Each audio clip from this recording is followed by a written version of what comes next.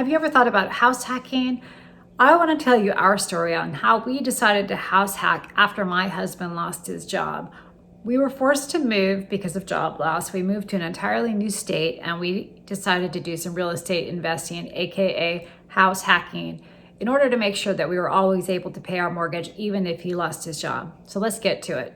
The job market has become unstable, especially as we've gotten older. We've seen that there's a lot of politics on the job, and we know as you get older and you work in high tech, your job isn't always secure. And you know what? Nobody's job is secure. Companies will get rid of you like that. You aren't as irreplaceable as you might think. This is what we did, sort of our version of house hacking. I would have just called it real estate investing in the past. But the new term seems to be house hacking, where you take part of your house, maybe you rent it out to help pay towards your mortgage. What we did was a larger scale. We had to sell our house, we moved. Instead of taking all of the money from the sale of our house and buying a new house where we were with all that money, we took some of it out, used some of it to buy a house. And then we searched for houses in the area where we were, and we bought rental properties. Buying those rental properties enabled us to rent them out, and from the rent that we made from those 3 rental properties, it pays the mortgages for those properties and the mortgage on our primary residence where we live. So let's get to how we did it. When you're looking to buy rental property, you need to look into where you can do this, where it's affordable, and where you can actually make a profit on the rental income. That's not necessarily going to be in the place that you live now. For instance, if we tried to do this in California, the mortgage rates are so high, the rents are so high. If you're going to put 20% down on a property, you're just barely going to cover the mortgage of that property. So you'd have to put a much larger down payment to cover it. Where we looked was in an area where there are student rentals for a local university. And this was on the recommendation of someone we knew. And we would have never rented to students in the past. We would have been too worried that they would just damage the property. But we were convinced that this is the way to go. So what we were looking for were rental properties in an area that's close to the university, within walking distance or bike riding distance to the university. And then these rooms are rented out individually to separate students. The properties are also old properties that you're able to add more rooms sometimes. Like one of our properties was an old house. It had a basement. We added a 2-bedroom basement apartment under the house with a separate entrance.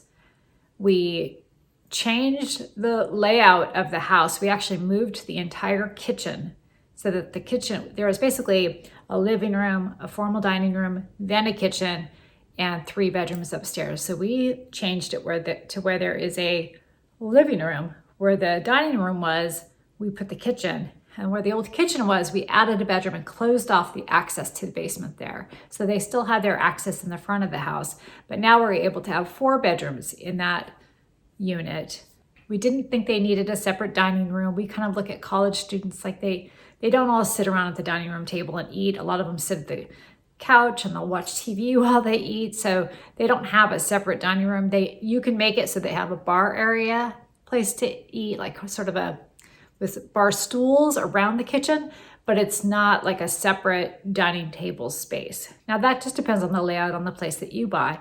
But we were able to expand how many people would live in this one house. So instead of it being a 3-bedroom house with a basement, we turned it into 2 units, upstairs 4 bedrooms, downstairs 2 bedrooms. You could charge rent based on the 4 bedrooms and the 2 bedrooms. And by doing that, each student paid enough that we were profiting, I'd say by 1%, it was our goal. So, and by that, I mean, if you're going to pay $300,000 for the house, you want to be bringing in $3,000 a month in rent.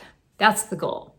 But our mortgage on that house was low enough that it was, I believe on that particular house, it's around $1,200 a month. So this does depend on the interest rates you're able to get. So you need to search for a market and wait for the market and the interest rates to sort of line up.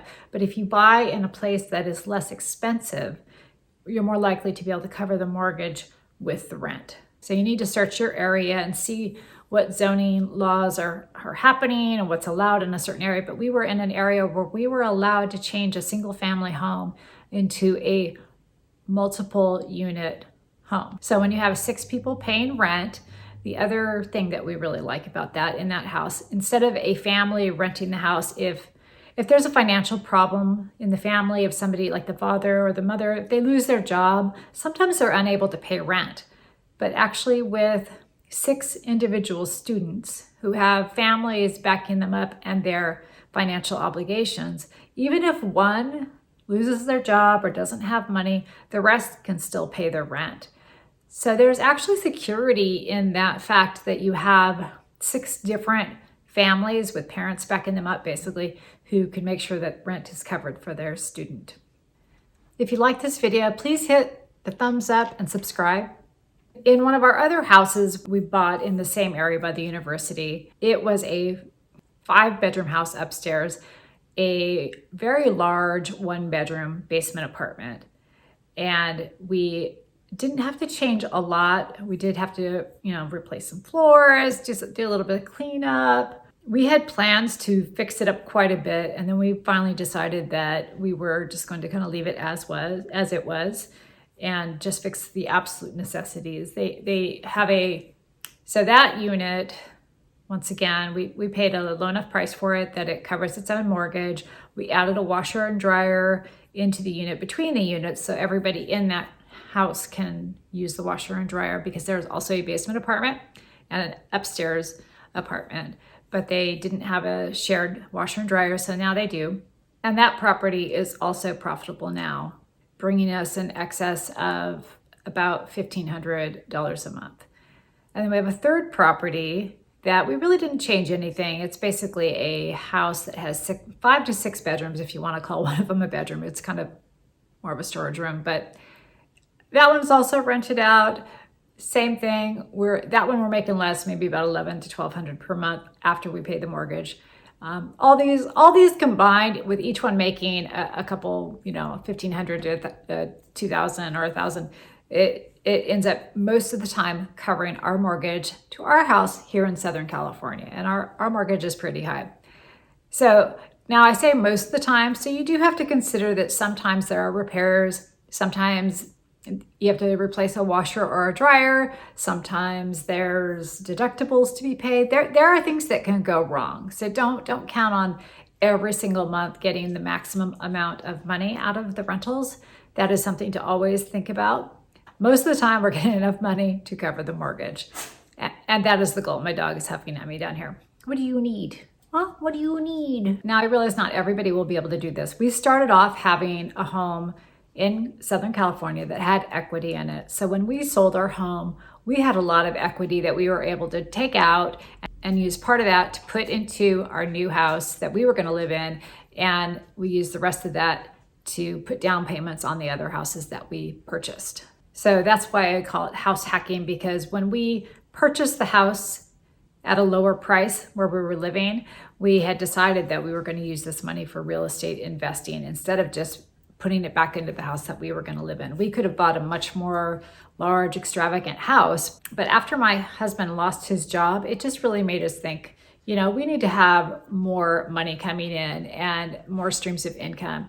And one of the quickest ways we could do that was through rental properties. So even if he lost his job, or even if he does lose his job now, we know that we still have this income coming in every month, regardless. Sometimes I feel like this is the absolute best thing we have ever done, because we have done lifelong sort of investing through typical 401ks and IRAs and things like that. But this is the first time we have done investing in real estate where we are getting a return, a monthly return. We have had a property in the past did not do as well. We didn't buy it in as good of an area. It was not making money monthly. It was barely covering its own mortgage. So that one was not great. So you do have to make sure that you buy in the right area. If you buy in the wrong area, this could be a huge headache. And I warn anybody against buying in the wrong area, because if you're not getting the mortgage covered, if your tenants don't pay, you need to have reserve funds. Like we need to have reserve funds for all of our properties now.